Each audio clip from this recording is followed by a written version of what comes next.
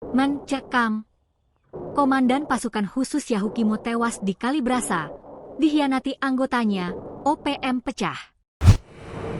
Kematian Panheluka dan Pasus alias komandan pasukan khusus Yahukimo di wilayah Paniai membongkar rahasia internal organisasi Papua Merdeka, OPM. OPM disebut mulai pecah karena arah perjuangan yang dinilai melenceng, ditambah perebutan tampuk kepemimpinan dari generasi tua ke anak muda. Mereka kini saling tuduh sebagai pengkhianat, terutama setelah 2 markas paling rahasia di Paniai bocor.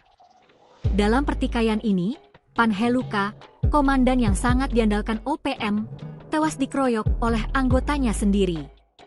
Ia dituduh membocorkan rahasia internal kelompok.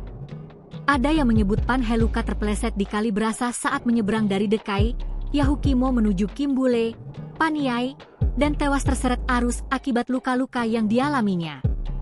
Namun versi lain menyebut, ia dibuang ke Kalibrasa setelah dihajar habis-habisan oleh anggota kelompoknya sendiri. Dia dipukuli habis-habisan oleh beberapa anggota kelompoknya sendiri.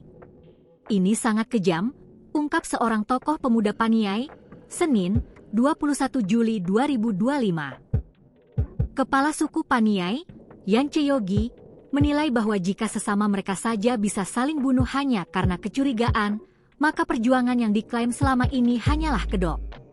Ini bukan perjuangan, ini kriminalitas, tegas Yance. Situasi di Paniai pun mencekam.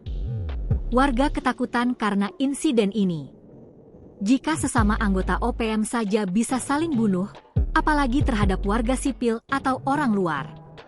Tokoh gereja di Paniai, Pendeta Abraham Dogopia, sangat menyayangkan kekerasan yang berujung pada kematian pemuda Papua akibat konflik internal OPM. Kita sedang berjuang untuk kedamaian, bukan saling bunuh. Anak-anak muda Papua harus berhenti terlibat dalam organisasi yang hanya menanamkan kebencian dan kekerasan, ucap Pendeta Abraham. Namun, juru bicara OPM, Sebi Sambom, menyatakan bahwa Panheluka hanyut saat menyeberangi Kalibrasa.